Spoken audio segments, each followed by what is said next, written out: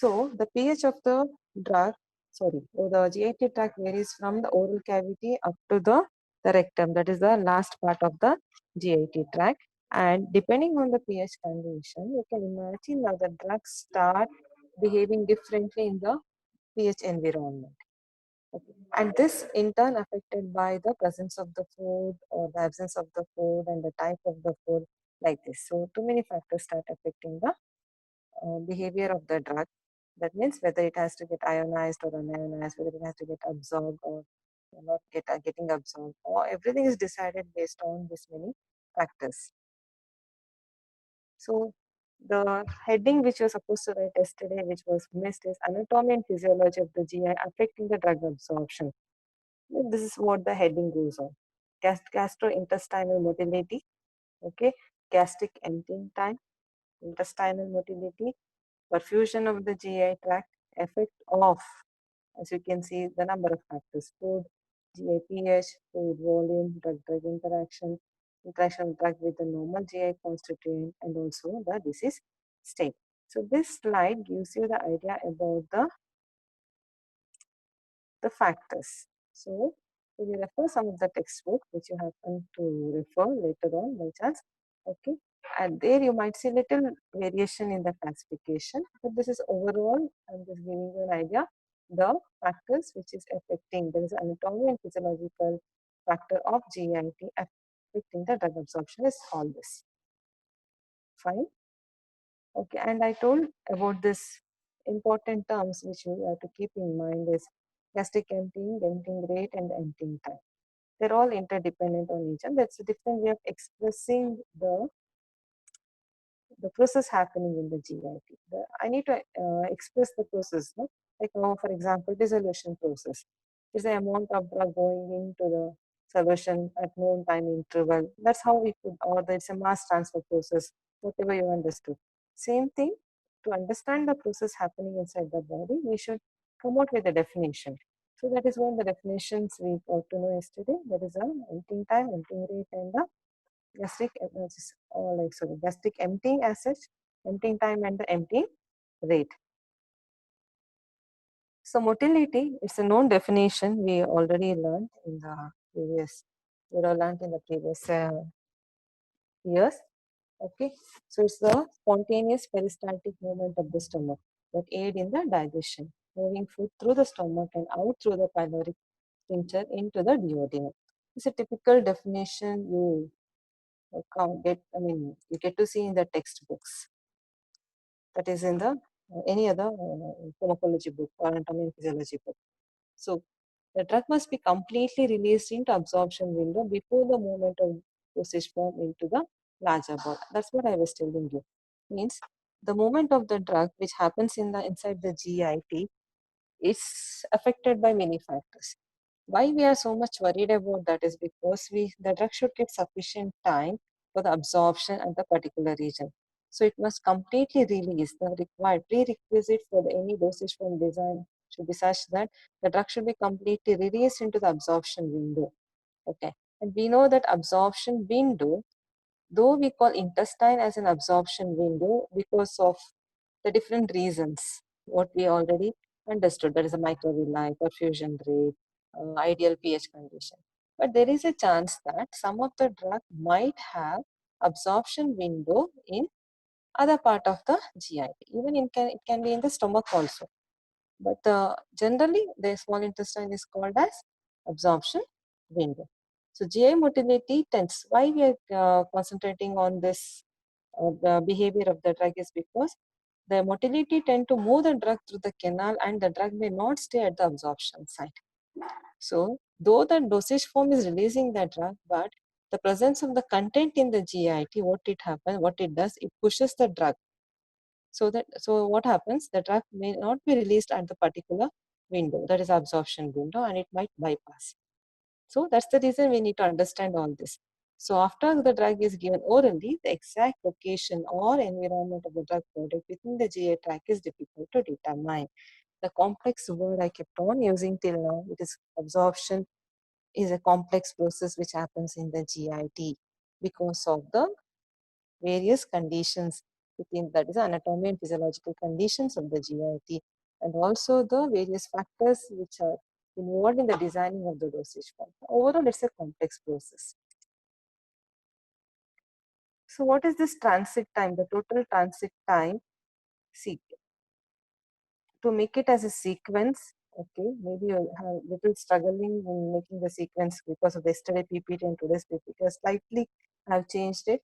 So first thing what we understood is oral drug absorption and what are the regions through which the drug passes through. We got to know what is the physiological conditions which is actually affecting the drug absorption. We understood a little bit, and the pH conditions of the GI tract. That's the various pH conditions of the GI tract. And coming to the discussion of the factors affecting the drug absorption, that is the anatomy and physiological factors affecting the drug absorption process. This is what you are supposed to learn in detail. Okay. In continuation with that, we are trying to understand what is GI motility. We got the definition of the GI motility. Okay. And why we need to know the GI motility? That's what I was trying to make you understand. That is, GI motility is a very informative information because it helps us to understand where the drug is released in a particular region or not. Okay, for the better absorption. So coming to the transit time, it is nothing but the time taken for a drug to move from one region to another region. It can be the gastric transit time or the intestinal transit time. These are the two terms we can use it. Okay, stomach transit time also you can call it. So whatever the content is moving from the stomach, the time taken for that movement is called as the time. How long it is traveling and the particular region is called as the transit time. Okay. So now this transit time, look at this, it is 0.5 to 5 days, including from the oral to the rectum. That is the last is the colon transit. So gastric emptying, small intestine transit, colon transit. So on an average, it goes on from 4.4 to 5 days. It's a very long, especially it takes very long time in the colon part. Okay. So that depends on now in a simple way, we understood what is transit time, but now this transit time is affected by this, what all you are seeing in bullets. Physical, chemical, and pharmacological properties of the drug, the type of dosage form, and various physiological factors. Why the transit time is important for us? Because that gives us idea where the drug is situated, whether the drug is getting sufficient time for the absorption or not. And this transit time normally, it takes 0.4 to 5 days from the oral to the colon region. Okay, and this can be affected by, okay, whatever the 0.4 to 5 days I am telling you the range, it can narrow down or it can or widen. Means it can increase or it can decrease also. And all that depends on the physical chemical properties of the drug, action of the drug, dosage form, and the physiological factors of the GIT tract. That was the gastrointestinal motility with respect to the peristaltic movement. The next one is the gastric emptying time. See, it's almost it's the same thing which we are trying to understand in different way. That's all. Transit and emptying is a different terms we use as per our needs. So don't get confused. So overall, when I say gastric emptying, we are specifically actually talking to stomach. Okay, when I tell transit time, overall transit time, then that means overall from the oral to anus. That is overall GI transit time I'm talking. Gastrointestinal transit time it is called as. But just tell gastric emptying time specific to the stomach. So let's understand how much time it takes for the drug or the content to get emptied from the stomach. So 2.5 to 3 hours after a meal for 50% of stomach content to empty into the intestine. 50%, look at this, it's not 100%. For emptying 50% of the content of the stomach, it takes almost 2.5 to 3 hours. Okay, and means it is getting pushed from the stomach to the intestine.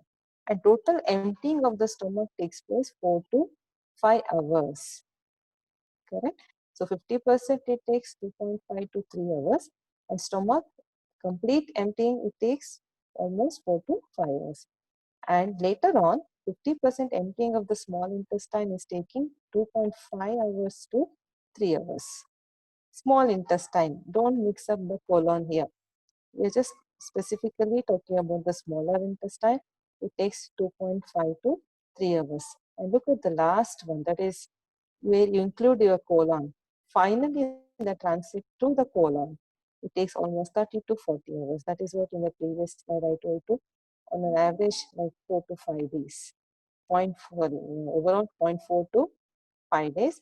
That depends on the overall transit time of the colon. It might take 30 to 40 hours. It's in hours. In the previous slide, it was in the days. That's all. You can convert whichever which you can remember.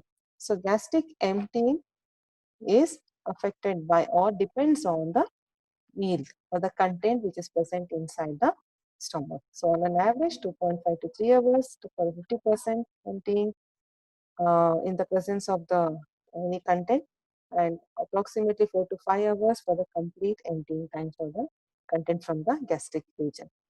Now look at this. Okay, these are all like a normal like anatomy and physiological thing happening inside the body. We are trying to learn. Now we have to understand how we can take this information for our biopharmaceutical science. That is what actually our main objective, to relate this information for our need, correlate. Finally, I need to apply my knowledge. So look at this. I'm trying to give you some example. Delay in gastric emptying time for drug to reach the duodenum will result in, let us see what all can happen. Delay.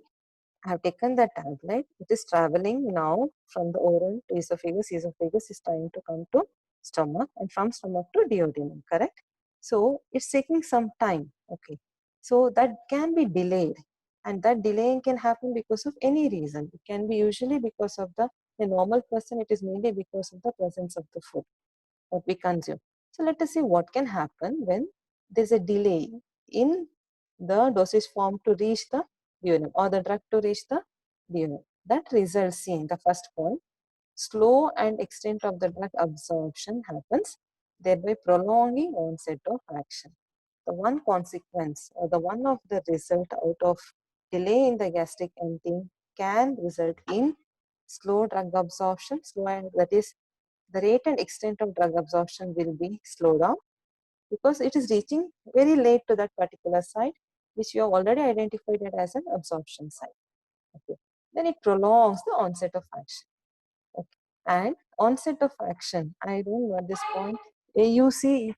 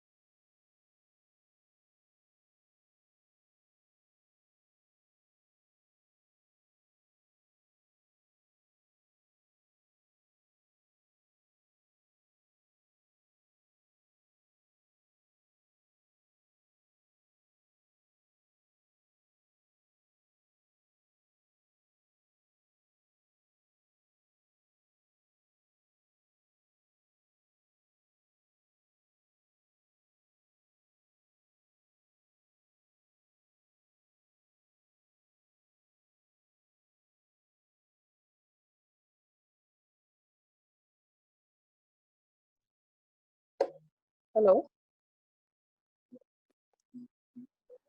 Yes, ma'am. Yes, ma'am.